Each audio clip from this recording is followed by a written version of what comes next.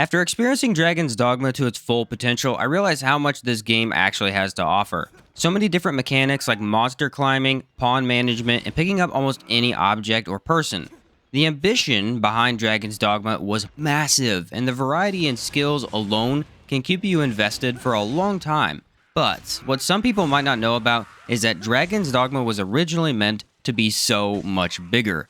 Around 60% of the game was cut, meaning half of the game never came to life. This left several holes in the world where failures start to affect the gameplay.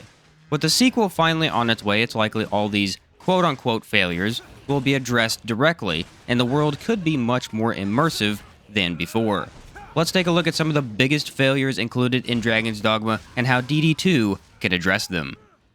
Probably the very first flaw of this game that people will notice is the stamina system. In combat, it's nearly perfect, with magic and physical skills taking up different amounts of stamina, depending on how strong they are. You can use your basic attacks instead of skills to help stamina regen back up during combat. What really sucks, however, is running. Running eats through your stamina quickly, and in the first half of the game, at least, you'll be running all over this large region. Stamina should have been infinite if you were out of combat for running alone. Every time I played a class that could roll, I would just spam the roll instead of running, as it was faster than walking and used no stamina. Warriors, mages, and fighters, you're walking everywhere, and it's gonna take forever. We all love well-designed open worlds with different biomes and environments to experience. Dragon's Dogma falls pretty short in that regard. You have what seems to be a large area to explore, but after doing so, it really isn't that big. There are no special locations like a swamp, snowy mountain, or desert. You have a rocky, barren cliffside or grassy plain. Luckily, we do have a misty forest with fog covering the map until you clear out these totems. Probably the most interesting area in the game. Sadly, you only really need to go there 2 or 3 times. We do get a small lake filled with black tar that can blind you, another neat feature, but it's not all that large either. The cut content really hurt the other biomes and regions this game needed. As for the size of the map, I actually think this is perfect. The world doesn't need to be any bigger at all to make it better. The ideal way would be to triple if not quadruple the number of caves and dungeons, but keep the map the same size. This will make everything seem more compact and offer a chance to get those other biomes without adding wasted space. The perfect open world is one that is a decent size, yet filled with loads of content, eliminating the need for mounts altogether because there's something to do every few steps. Probably the worst aspect of Dragon's Dogma altogether is the RNG Loot system, and here we have 2 different types. First, we'll start with the mainland, which is the grassy plain area. The main source of powerful weapons and armor comes from blacksmiths. After progressing further into the story, you have options that let you buy really good loot from helping people out. You can also find interesting items from loot piles. However, these loot piles require saving before you grab them, and then exiting the game until you get something good. Monsters often drop nothing besides materials, and the chests are surprisingly worthless in this department most of the time. Loot systems that provide guaranteed rewards upon kills are much superior in my opinion. Adding in a variety of unique monsters that are harder to defeat and don't respawn would have been perfect. It's actually possible that this was sort of planned at one point. Upon reaching the Black Cat in Grand Soren, one can purchase a variety of unique items. Staves, swords, and daggers that buff your damage against a particular race of monster while looking interesting. Imagine if each of these could be found out in the world, but you needed to defeat the king or queen of a particular race of monster to get them. For example, there's a drake in the wooded area that respawns every 7 days. Imagine if the first time you encounter this beast, he is instead a white dragon that drops a 2-handed axe, which deals more damage against dragons. The red drake would then respawn there every 7 days afterwards, but you have an interesting and very rewarding encounter. Then, think about this for about 15 to 20 different weapons, really shaping up the world quite nicely at that point. Now, of course, we need to talk about the other RNG loot system, which is from Bitter Black Isle. You're going to loot cursed gear from chests and enemies and purify them using RC. This system is a great idea as it adds an interesting element of gambling. Sadly, that's where the good ends and the really bad begins. The RNG needed for some of these items is unbelievably bad. I have farmed out the Gear 3 cursed items for 3 weeks straight for a ring that buffs High Guy Seal on the Sorcerer. Got every single ring except the one I wanted. And it takes a lot of work to get those Gear 3s just to see the same loot that I've already gotten before. As for armor, I won't even go there. I have about 8 of the same chest plates for a set, but can't get the boots. Once an item drops, it should not be dropped again. That's really all I have to say about it. This wouldn't ruin the grinding as that's what the area is meant for, but it would take away the excessive repeat gear. Enemy variety is a weird topic in Dragon's Dogma as it seems really well done at first. Goblins, Saurians, bandits, dragons, golems, I mean, there's a lot to fight here. It's when you fully open up the world and start to go after monsters for the fun of it that you realize there aren't that many types of enemies. The unique bosses from earlier could have really helped with this, and BBI was added, which, let's be honest, did fix it over there. Bitter Black Isle seems to have done enemy variety perfectly, with different monsters that can spawn in each room, and completely new enemies like Living Armor and Death himself. The main regions suffered with enemy variety largely due to not enough monsters. There should have been at least 3 griffin spawns at any given time. Cyclopses or chimeras should have been hard to avoid as they should be prowling around many more of the dens and valleys. As it stands right now, you can pretty much avoid every single big monster with ease as they're spread way too thin. Obviously, you may run into the issue of adding too many, and then it can be really hard early on, or kiting a monster into the path of another monster would really suck. But it also could have introduced monster battles, with say a Chimera versus Cyclops. Pick the one you want to help and go at it. Enemy variety for the most part is really well done in Dragon's Dogma, but due to the world design, I feel like a bit more needed to be included. Min-maxing is often brought up when talking about this game. What it means is when you play each of the different vocations, they gain different stats when they level up. Assassin, for example, can be taken from level 11 to 200 to get the most strength possible in the game. Sorcerer does the same to get the most magic. This is great if you're playing either of those 2 classes, but for the others, you need to play as those 2 classes to finally switch to the one you wanted to play the whole time. Magic Archer and Mystic Knight, for example, are 2 of the best options in the game, having excellent skills with both physical and magic damage. But when it comes to stats, both are really bad.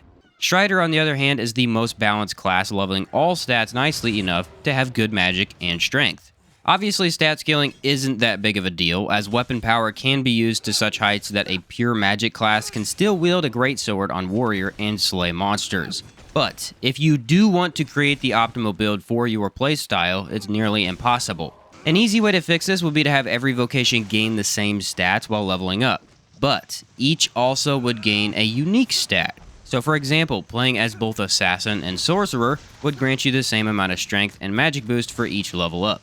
All the while, Sorcerer would level up magic crit damage, while Assassin would level up trap damage. You could still switch to any vocation to try them out, yet this time you could have a really nice set of balanced stats. The additional perks, I'll call them, could be your way of saying, okay, I know I like this class more than the others, so what's its secondary perk and will it help me in the end? I'm going to take this one through more level ups to create a more focused build. There's some room to play around here, but I think you get the point. Balance the stats required to use each vocation optimally, and then add in 1 or 2 extra things you can min-max into. Unfortunately for some, I really don't like the warrior vocation in Dragon's Dogma. It's really cool and it's got that Knight's Guts feeling, but it's just not the best. I find Strider in any vocation with magic vastly superior and more fun as well. This is the vocation that only gains access to 3 skills, which is a big failure a lot of people agree on. It totally makes sense to be limited as a big boy running around with a big weapon, which is fine until you get into combat and can't avoid damage to save your life. Only one skill lets you iframe through attacks and it must be mastered to use effectively. I really do think adding some counters for the weapon's hilt could be an excellent addition to the warrior, granting you a purely defensive set of skills and purely offensive set of skills. Maybe give him a deflect that slows time for a second or 2, just enough to get an attack in yourself. Have a heavy block that makes any attack send you sliding backwards several feet while guarding. Heck, you could simply take all the force and cancel the rest of an attack altogether, making you even more of a tank and better able to protect your team. One pretty fun idea could be to give warriors and fighters for that matter a spear or harpoon to throw as a secondary skill. Your character gets a harpoon that will allow them to take down flying enemies without as much pain as before. It's hard to say exactly what would keep Warrior the same character, while also giving him some more utility. I do think this class fits his role very well in a party. He's the two-handed heavy hitter with loads of impact, but he isn't nearly optimal enough as the main character, or even as a pawn either. Giving this class an ability that lets him use heavier and more defensive armor could have been a really good idea as well, now that I think about it. We've all been there, stuck in the jaws of a man-eater, wiggling that joystick to get out, chugging your remaining health potions, and what's your pawn doing? Jumping into the water behind you, never to be seen again. Pawns are such a cool idea, allowing you to level up a second character that helps you but isn't required for you to control. However, AI was severely lacking years back, and these finicky followers don't really take your orders well. You can actually sit in a chair and craft how you want them to act in battle, but even then there's still some wonkiness that can happen. What I think would be a very easy fix to this, with good AI development obviously being considered, is an unlockable learning system. Essentially, our pawns would be babies, or more accurately husks, with little to no ideas. As you fight different monsters and explore different regions, your pawns will unlock thoughts of their own. We already see this with the monster system. The more times a pawn fights a goblin, the more knowledge they gain against that enemy. Meaning that the next fight, they're going to try and exploit weaknesses and select cracked spells for goblins. If, instead, your pawns unlock these as thoughts, you could actually select different actions for them to do from their brain, so to speak. Say you have a fighter pawn. Early on, he mostly stands around blocking, possibly swinging his sword whenever there's a good opening. He happens to fight griffins enough times to master griffins. Now you could go into a knowledge chair and select how you want him to fight griffins. Tell him the first goal is to attract enemy attention using taunt, and then climb the beast to attack the head. Each time you go into battle with a specific enemy type, you'll have to customize how your pawn's going to act. Obviously, this must be learned from experience, so it would take you a while to get set up. But your pawn's skill level in battle would much better match your own. On the other hand, the same pawn could fight dragons, and maybe you want him to be really passive against dragons. So he taunts and then backs off throughout the fight. This would add an entire new side of the game, messing with what role you want your pawns to actually play based on what they've learned. Sort of a skill tree for pawns without actually giving them a skill tree, merely more specific options. The Everfall is a massive pit in Grand Soren that's filled with different dungeons. This is a very interesting feature of the game that shows up later past the aftermath with the big baddie. You'll fall until reaching different platforms, and these can contain big boss arenas or rooms filled with monsters. I really love fighting the monsters that you can face a golem, cyclops, and ogre all at the same time, or fight off a massive hydra with some goblins. I really love the idea of endless arenas, with who knows what's ahead of you. But what I don't like are the empty dungeons. Some of these will be hallways filled with enemies with no real place to lead to. Others do lead somewhere, but it's such a long walk through multiple pointless rooms that you eventually teleport out and need to fall all the way down the hole again. This was likely going to be tied with the cut content, as the Everfall could have had portals leading to other worlds and lands. But for the sake of what it is now, I would have much rather had these be big boss battles alone.